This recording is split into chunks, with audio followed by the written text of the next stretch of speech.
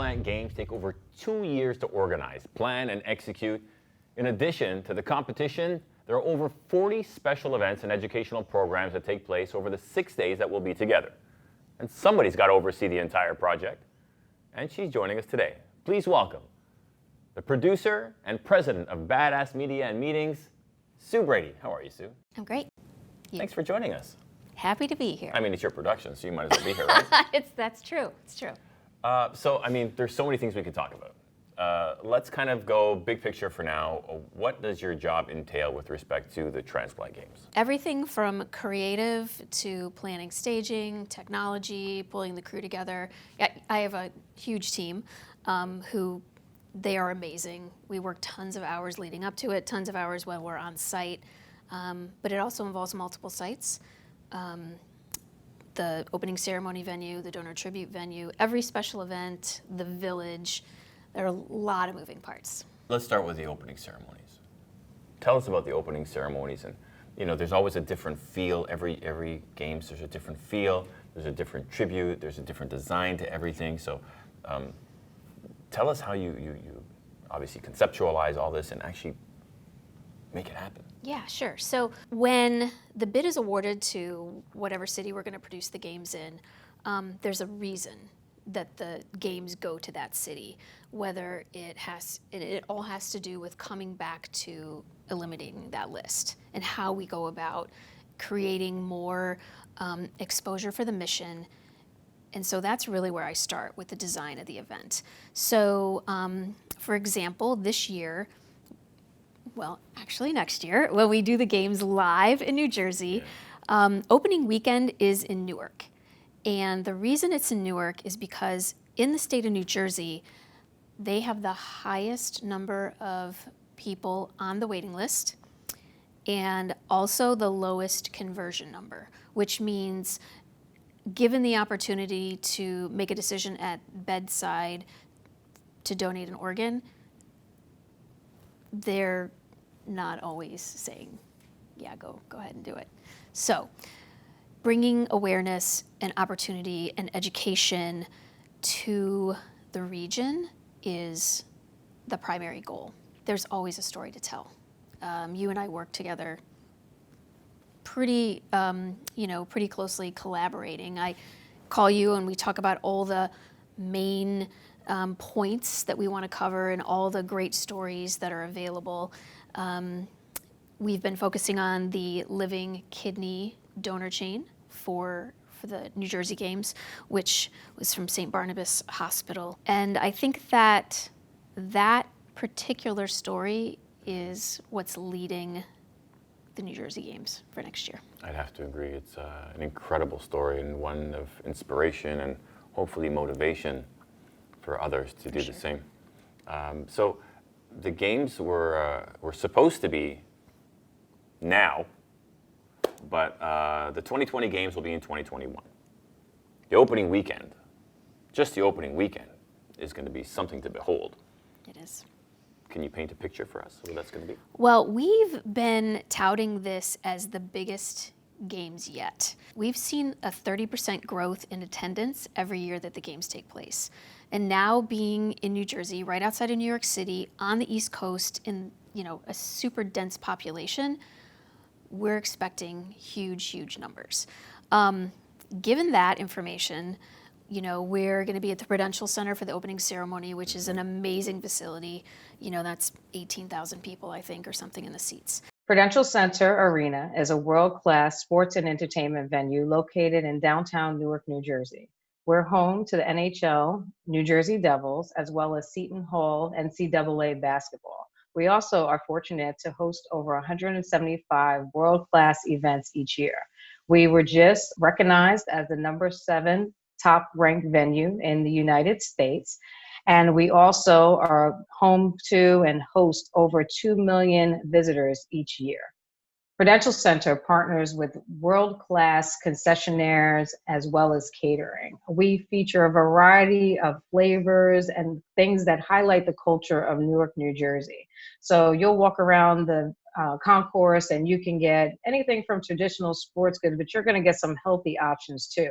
We constantly look into reinforcing what the trends are, what the things are that people want to have when they come into an arena, but also things that are going to be complementary to their lifestyle. So over the past couple of years, we've really focused heavily on incorporating vegan options, vegetarian options, things that are going to be friendly when people come into the venue so that they can not feel isolated and feel like they're able to fully enjoy the experience. We are excited for Prudential Center to be a part of the monumental event, gathering people from around the world to bring awareness and education to the importance of becoming an organ donor. We are ecstatic that Prudential Center will be the starting point, kicking off 6 amazing days of honoring the journey of the donors, the recipients, and their families. I'm looking forward to witnessing the world record attempt, gathering the largest amount of living donors at Prudential Center. That's going to be epic and impactful for all, as well as seeing the competitors march into Prudential Center arm in arm. I'm hoping I won't cry, but I probably will. It's going to be an emotional moment for all. This is an amazing event, not just for New Jersey and the tri-state area, but for the world, shining a light on a much needed cause and donor sign-up initiatives. We expect to see a huge growth in the number of athletes that come. So the parade of athletes will be quite the spectacular event that evening. But the other thing that we're doing is we're working to set a Guinness World Record for the largest number of living donors in one location. That's really hard to say. I think we're going to be able to do it. I think we can totally kill Absolutely. it. Definitely. Do you know what it stands at now? It's like at 300 something. Yeah, we're definitely going to take care of that. Crushing it. And set the bar. And hopefully somebody else will beat it. Right. That's the goal. So there's a lot of things that happen in the week of the games. Any surprises that you could reveal to everyone? I mean, you know, I don't like to give away. I know you don't, but maybe a little something. Come on. I'll just say we're working on a couple of things. I know she is. So the events are going to be taking place in a very Olympic Games style, in different venues, in multiple locations. Can you tell us about the venues and what people are to expect when they go and see? Yeah. So the other part of opening weekend is the donor tribute, which is a really spiritual experience for donor families and living donors also who have, you know, given the gift of life to so many. That's being held at the New Jersey Performing Arts Center, which is a gorgeous theater. And I guess the one thing that's different next year, is how we're going to do the donor tribute. It's more of a theatrical, artistic presentation than what we've done in the past. So I guess that's one of the surprises that I'm going to tease for next year. Still not enough information. The other venues are in the Meadowlands area. A lot of the competitions will take place at the Meadowlands Expo Center. We'll be in New Providence for swimming, Galloping Hills for golf, a lot of really great places. You know, I'm well aware of the fact that you work tirelessly on these games, and you've done multiple games already, and you've met a lot of people who have been directly impacted by organ donation. How did that change you? I think it makes you appreciate every day more. You and I have a special relationship with Byron, who we met in Cleveland, and he stood on the stage and was wearing an LVAD, which was literally creating every beat of his heart. And 2 weeks later, he got the gift of life. And we saw him a couple months after that, and just the change in his outlook, his energy, I mean, it leaves you almost speechless what organ donation can do. Absolutely. For those of you who don't know Byron, when he was on stage with us, that LVAD that Sue was talking about, it's kind of like a belt pack. And that keeps your heart beating. You can't get too excited, you can't get too low, you're always at a certain kind of beats per minute. And every morning he had to wake up and essentially, and this is kind of how he painted the picture to us, he has to change the battery in that pack So he has to unplug the pack, take out the battery, and put a new one. And the way he explained the story to us was, as soon as that battery came out, he died for a few seconds, and he put it back in. And it still gets to me. When we were on stage, we had, 15,000 people in the audience, roughly. And we all cheered him on, and we just knew that he was going to get a heart. And sure enough, 2 weeks after those games, he got the call. And happy to say that he can get excited now. He can cheer on his team. He's an Ohio State fan. State. So he could cheer on Ohio State, and he can get excited about it, and his heart will keep up with his energy, which is fabulous. And those are the stories. Those are the people. This is the mission. The games are huge. They're exciting. They're fun. There are so many people involved. But in the end, it's the cause that's the most important thing. And I'm sure that everything you've done, even though you probably don't see it as much as others, everything that you've done and the way you work and what you create is making a huge impact on that cause. So on behalf of everyone, Sue, thank you. That's, thank you for saying that. I don't see it that way. Of course you don't. Because it takes great partners, to pull all of it together and to be able to tell stories that create impact, which then create change. So I certainly don't do it by myself, but thank you. I appreciate the kind words. And Byron's just one story, and we have so many that we can tell you about, and we're going to share some more with you throughout the week, and we're going to share some more with you next year when we're all together in a room filled with so many different kinds of people and everyone cheering on that four-letter word, life. Sue, thanks so much for your time and for being with us and for all the work that you put in towards the cause. And we look forward to what next year has to offer. I do too. I know.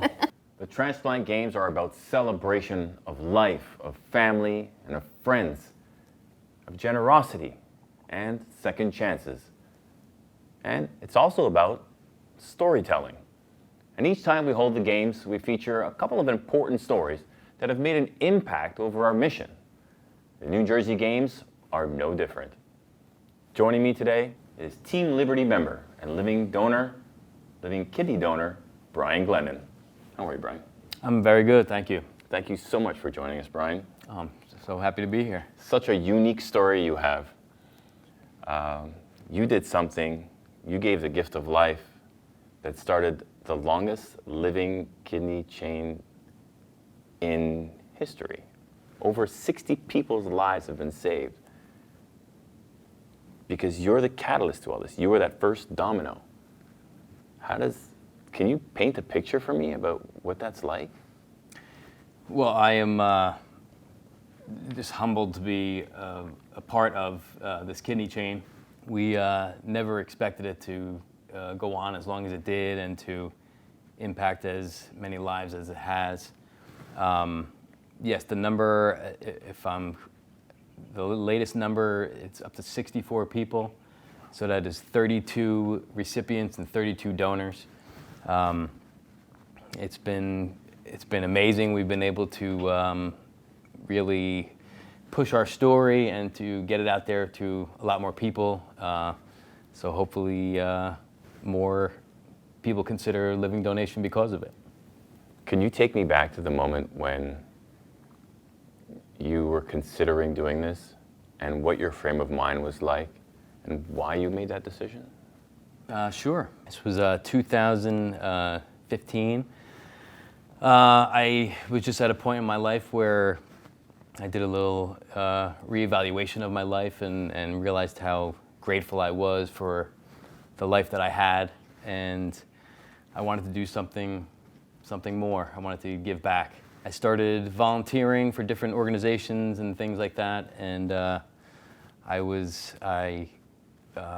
went to a symposium on living donation at the New Jersey Sharing Network and learned about it. This was in 2016, and thought, that's very interesting. It's something I could probably do, and then I didn't do anything for about a full year. I thought about it here and there, but it took a full year until I decided to make that decision. And it literally was, I just woke up one day and I said, okay, this is something I really want to do. And we met with the head of transplant at St. Barnabas Medical Center within the next couple of weeks, and that's how it started. So for those who don't know, can you give us a little bit of an idea? How do you feel, like physically? What happens after somebody donates a kidney? Well, right now I feel fine. I'm completely back to where I was. So I donated in 2017, and yeah, it is surgery, so you do have a recovery period, but I donated on a Tuesday, started walking on a Wednesday. 1 week after surgery, I did a 5-mile hike, and then I was back on my mountain bike in 1 month. I mean, I was a lot slower than I normally am, but then after about 6 weeks, I would say I was right back to where I was. It's so unique. It's a very special type of environment to be a part of, and you know that very, very well. We had a chance earlier this week. We got to speak with your husband, Brian, and your daughter, Kate, and they told us their perspectives on Brian donating a kidney. I can ask you so many questions about this, especially with the role that you play. We'll take it from Brian's perspective. He donated a kidney. He didn't know where it was going, but he felt like he needed to do something like that. And he started the longest living kidney donor chain ever. And they're at 64 people right now. How did that affect you, considering you see this kind of stuff every day? Yeah, when Brian first said he wanted to donate a kidney, I was shocked. There's 180 of us who work at the Sharing Network, and we don't all donate our kidney. You work on behalf of the Transplant Games, and I don't know if you've lined up to donate your kidney. It's very, very personal. It is. So, even those of us who are in it all the time don't necessarily think, I'll donate to a stranger. Most of us think, well, if my loved one needed a kidney, I would, of course, Jump sign. at that, Exactly. So for Brian to come and say he was just going to donate, he talked about it for about a year, and finally, we said, well, why don't you just go to the transplant center and see if you're even a candidate? Because what a lot of people don't know is that not just anybody could be a living donor. You have to be extremely healthy and extremely ready to kind of take this on. And so when he was approved for it, every step of the way, and then finally gave, it was really remarkable. I was in the hospital with him, waiting while he went into surgery, and I thought I was really all for it, and I obviously still am. But as he left to go into the OR, I thought, my perfectly healthy husband is going into an operation, and he has no idea, who's on the other side. It was very, very humbling experience for sure. As a mother to your children, I know Kate was really the only one that can, based on what she told us, speak on it and be more aware of what was going on at the time. She had such really nice things to say about Brian and how she was so incredibly proud of him for what he did. What's it like for a mother to see that in her children? Yeah, we have 4 kids, and they all really look up to him, and I think they really understand the gravity of what he did. They've seen his recipient, and they understand the whole idea of the chain. So I think that's something very unique for kids to be able to say that their dad did that, and I think they're really inspired by that. Tell me about when you first found out that your dad wanted to donate his kidney. When I first found out, I was 16. I remember exactly where I was. I was at a water park on the line for a slide with my dad and brother, and it was kind of out of the blue. He just said, "How do you guys feel about me donating my kidney?" And I had no idea about organ donation at the time. I really wasn't educated in it, and neither was my little brother. And at first, we weren't sure what to say because we didn't know about the process or if it would be dangerous or anything. And we kind of didn't give him a clear answer. But then a couple months later, he told us that they decided to do it. And at that point, I was super happy. My parents definitely both sat me down, me and my brother, and explained the whole process, what the importance of organ donation is, and what would happen to him, and the procedure, what would happen after. And after I found out all that information, I knew that it was the right decision for him to donate his kidney. From there, I just thought it was amazing, and I was totally supporting the cause. Your mom works heavily in the cause. Right. And she's a big-time player here in the market. So we would think that you would know a lot more than just the average person about organ donation. But when it comes to you and your family, and in your case, your dad, does that change something in you about the process? Oh, definitely.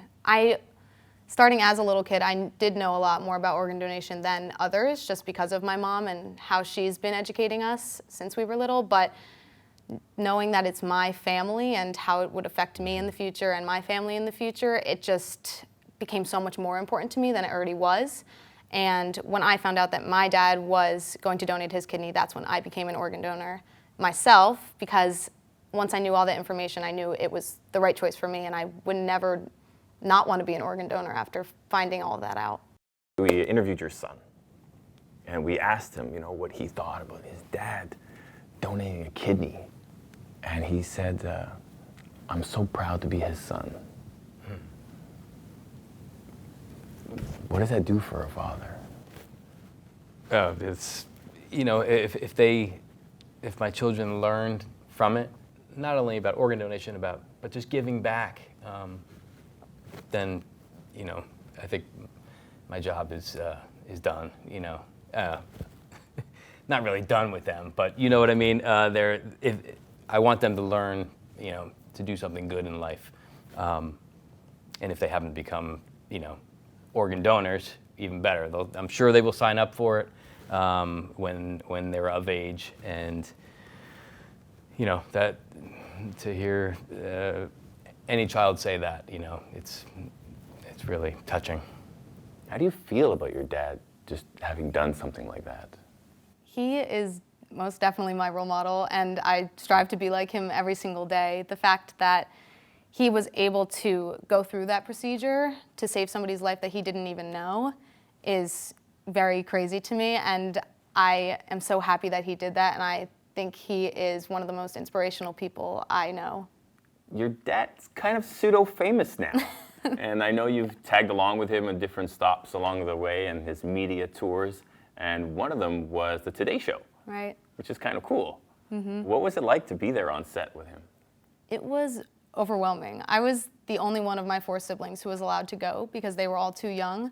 It was insane watching him, and when he came on stage, I was just overwhelmed with emotion watching the video on the screen and seeing him meet his recipient for the first time live was just one of the most powerful things I've ever witnessed.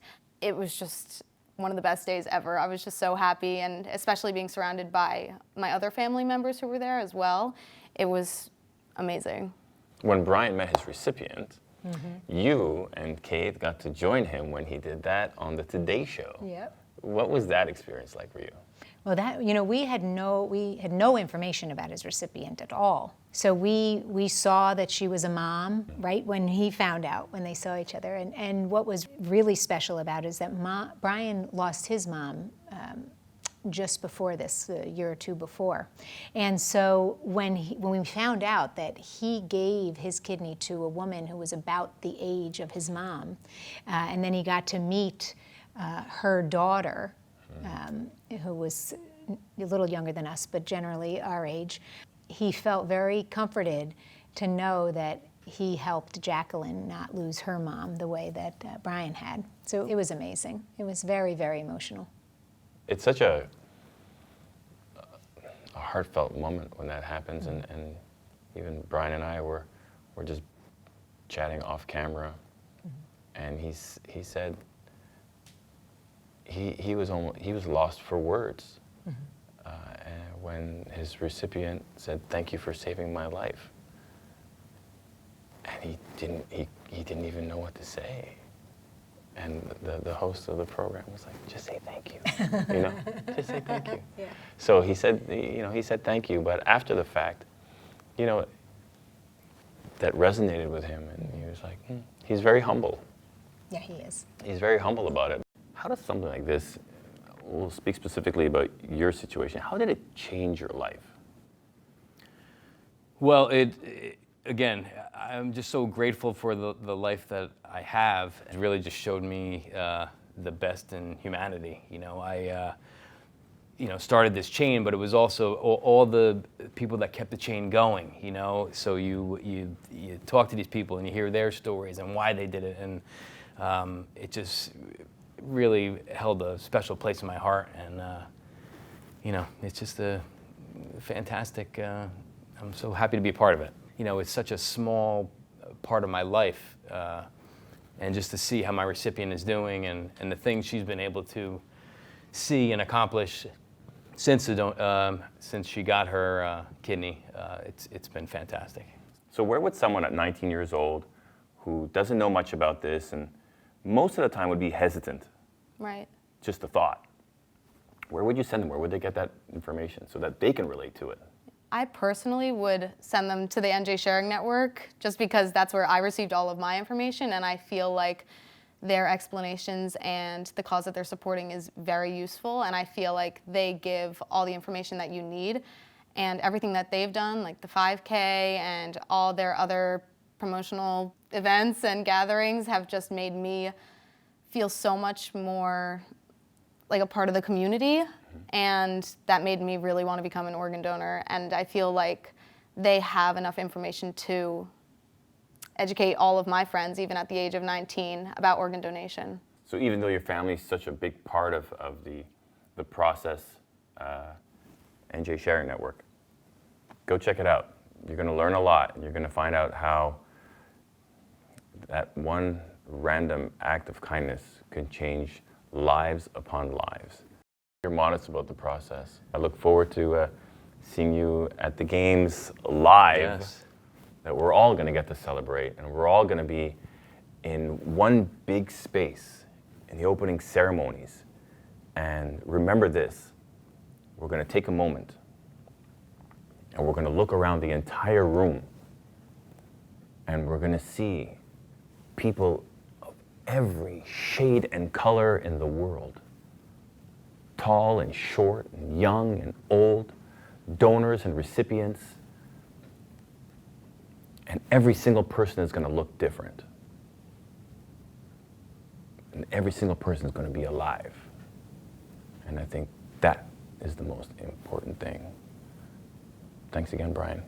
We'll see you next year, bro. Sounds great. Thank you. My pleasure.